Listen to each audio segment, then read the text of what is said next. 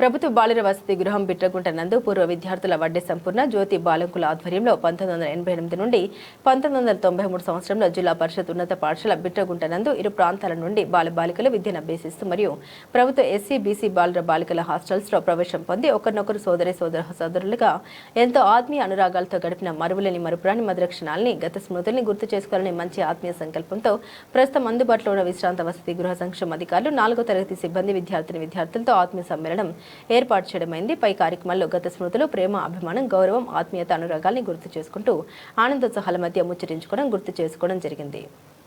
విశ్రాంత BC hostel వసతి గృహ సంక్షేమ అధికారి ఎస్కే భాష, రాష్ట్ర హాస్టల్ వెల్ఫేర్ అసోసియేషన్ అధ్యక్షుడు ఈదురు విజయ్ కుమార్ ప్రసంగించారు. ఆ రోజుల విద్యార్థులు క్రమశిక్షణ ఉపాధ్యాయుల సంక్షేమ అధికారులు 4వ తరగతి సిబ్బందిలో ఒక బాధ్యత, సేవాభావం పుష్కలంగా ఉండవని, విద్యతో వస్తుంది వివేకం తెస్తుంది సౌభాగ్యం అనే నినాదంతో 10వ తరగతిలో మంచి ఫలితాలు సాధించాలనే దృఢ సంకల్పంతో బాధ్యతలు నిర్వర్తించేవారు గత స్మృతుల్ని గుర్తు చేసుకోవడం జరిగింది. పై కార్యక్రమంలో వసతి గృహ సంక్షేమాధికారి మొగ్లి అనిత, సుగ్నమ్మ మరియు పూర్వ విద్యార్థులు శ్రేయోభిలాషులు పాల్గొని విజయవంతం చేయడమైంది.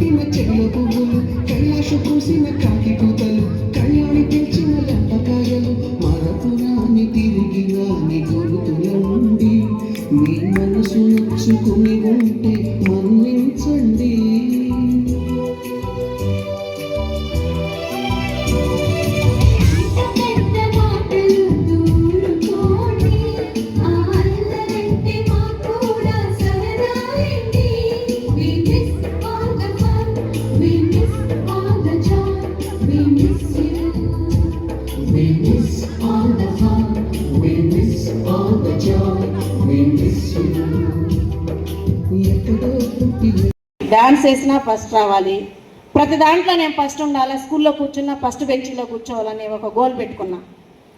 అలాగే పెట్టుకుంటూ చదువుకుంటూ వచ్చాము. సో 9వ తరగతి వరకు ఇక్కడ మా విద్యాభ్యాసం పూర్తయింది. 10th వచ్చేసి కావలి సెంటర్ పడింది. చాలామంది డ్రాప్అవుట్ అయిపోయారు, దూరం ప్రాంతాలకు అలవాటు లేక పోలేక ఆగిపోయారు. మేమైతే వెళ్ళాము కొంతమంది. 33లో చదివితే 33లో అప్పట్లో ట్యూషన్ లేదు, చదువుకోవడానికి సౌకర్యాలు లేవు, చదివించాలనేటువంటి ఆర్థిక స్థితి మా కుటుంబానికి లేదు కాబట్టి చదువు అయితే మానేయమని చెప్పారు. కానీ ఇంట్లో చెప్పకుండా వెళ్ళిపోయేసి కావల్లో జాయిన్ అయ్యాను.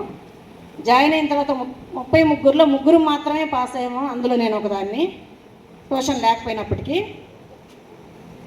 తర్వాత ఇంటర్లో కూడా నాకు అడుగడుగున ఇంకా ఇంట్లో వద్దు, చదవద్దు అనేటప్పటికి ఎలాగైనా సరే కష్టపడి చదవాలి, ఏదో ఒక జాబ్ చేయాలి అని చెప్పి పెళ్ళికి నేను కొంచెం చతురత్వాన్ని చూపించాను. పెళ్ళి అయితే చేసుకోకూడదు, జీవితంలో ఏదో ఒకటి సాధించాలి, నిలబడాలి, మన కాళ్ళ మీద మనం స్వతంత్రంగా బతకాలి అనేటువంటి కాన్సెప్ట్తో నేను స్కూల్ చెప్పేదాన్ని, గవర్నమెంట్ స్కూల్. అప్పుడు పర్మనెంట్ కాలేదు, టెంపరవరీ. తర్వాత మ్యారేజ్ చేశారు. అయినా సరే నా గోలు కసి తీరలేదు. ఇంటర్మీడియట్తో డ్రాప్ అయినటువంటి నేను పెళ్ళైన తర్వాత డిగ్రీ అండ్ పీజీ గ్రూప్స్ పూర్తి చేసుకుంటూ వెలుగు డిపార్ట్మెంట్లో విఓఏ స్టేట్ యూనియన్ లీడర్గా 16 సంవత్సరాలు ఏకగ్రీవంగా చేస్తూ మరియు ఎల్ఎల్బి స్టార్ట్ చేశాను. ఎల్ఎల్బి ఎందుకు స్టార్ట్ చేశానంటే, వెలుగు డిపార్ట్మెంట్లో పనిచేసేటువంటి మహిళలందరికీ చాలా రకమైనటువంటి సమస్యలు కుటుంబాల్లో ఎదుర్కొన్నారు. ఆ సమస్యలు మనకి పదే పదే వాళ్ళు చెప్పడం, మనం చెల్లించుకోవడం. అప్పట్లో వైఎస్ రాజశేఖర రెడ్డి గారు మనకి జెండర్ ప్రోగ్రాం పెట్టి, ఆ ప్రోగ్రాంలో కౌన్సిలింగ్స్ అని చెప్పి ఒక 5 మెంబర్స్తో ఫ్యామిలీ కౌన్సిలింగ్స్ జరిపించేవాళ్ళు. అందులో నేను ఒక మెంబర్గా ఉన్నా. సరే, లీగల్గా కాకుండా ఈ విధంగా చేయడం కన్నా ఇల్లీగల్గా కాకుండా లీగల్గా చేస్తే ఎంత బాగుంటుంది, మనకంటూ ఒక రైట్ అథారిటీ ఉంటాయి అని చెప్పి ఎట్లాగైనా సరే నేను ఇంటర్లో సిఈఎల్ చేశాను కాబట్టి ఖచ్చితంగా నేను లా చేయాలని చెప్పేసి పట్టుబట్టాను. దురదృష్టవశాత్తు ఏమైందంటే, చదువుతూ పాలిటిక్స్లోకి నాకు కొంచెం దృష్టి పోయేసి నా జాబ్ రిజైన్ చేసి మాజీ సీఎం గారికి, జగన్మోహన్ రెడ్డి గారికి ఇవ్వడం జరిగింది. ఇచ్చి నేను పాలిటిక్స్లో ఎంటర్ అయ్యాను.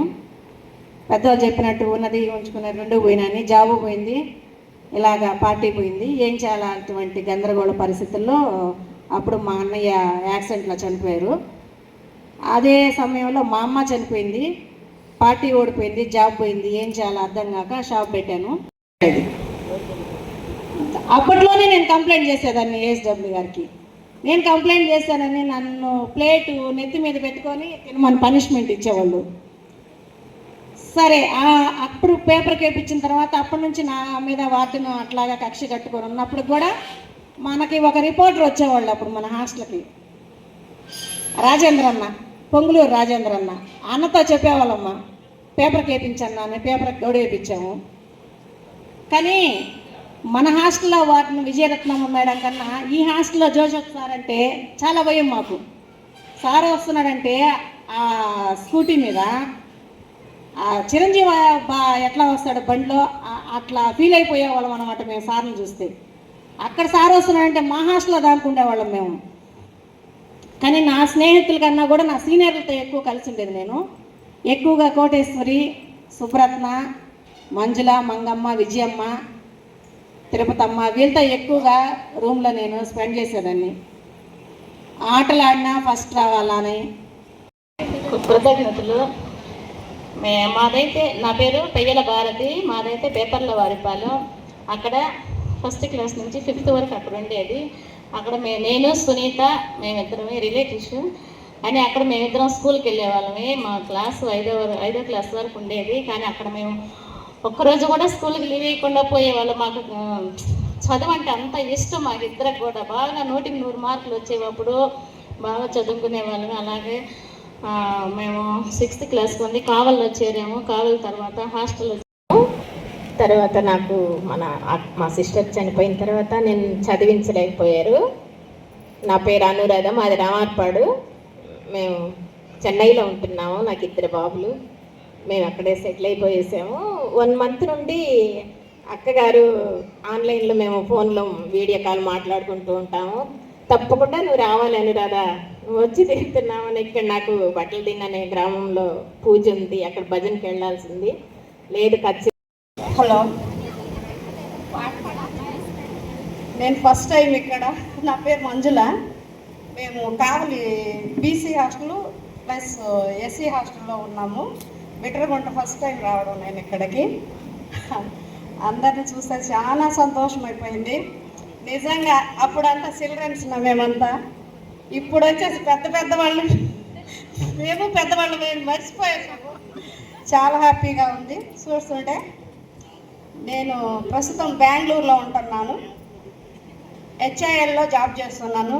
పెద్దగా చదవలేదు, బట్ ఏదో కొంచెం మనకు తగినటువంటి మన క్యాస్ట్లో కొన్నంత ఇదిలో మనం చదువుకున్నాము. మా ఫ్యామిలీ కేశవరం, మా అమ్మ నాన్న రైతు కుటుంబం మాది. నేను కొంచెం చదువుకొని మా హస్బెండ్ తర్వాత విలేజ్లు తెలుసు అందరికీ, చాలా చాలా ఫారెస్ట్ ఉంటుంది అన్నమాట మా ఊరు దగ్గర. 3 కిలోమీటర్స్ వస్తే కానీ కనీసం ఆటో దొరకనటువంటి ఊరు మాది. అటువంటి టైంలో మా తల్లిదండ్రులు ఫోర్స్ చేసి ఒక 30 ఇయర్స్ బ్యాక్ అంటే తర్వాత నాకు మా సిస్టర్ చనిపోయిన తర్వాత నేను చదివించలేకపోయారు. నా పేరు అనురాధ, మాది రామార్పాడు. మేము చెన్నైలో ఉంటున్నాము. నాకు 2 బాబులు. మేము అక్కడే సెటిల్ అయిపోయేసాము. 1 మంత్ నుండి అక్కగారు ఆన్లైన్లో మేము ఫోన్లో వీడియో కాల్ మాట్లాడుకుంటూ ఉంటాము. తప్పకుండా నువ్వు రావాలి అనురాధ, నువ్వు వచ్చి తీరుతున్నామని. ఇక్కడ నాకు బట్టలు తిన్ననే గ్రామంలో పూజ ఉంది, అక్కడ భజనకి వెళ్ళాల్సింది. లేదు ఖచ్చితంగా కదా. మా యొక్క జీవితం మొత్తం హాస్టల్లోనే పురుగుల కూడుతో, ఆకలితో, మా యొక్క కష్టాలు,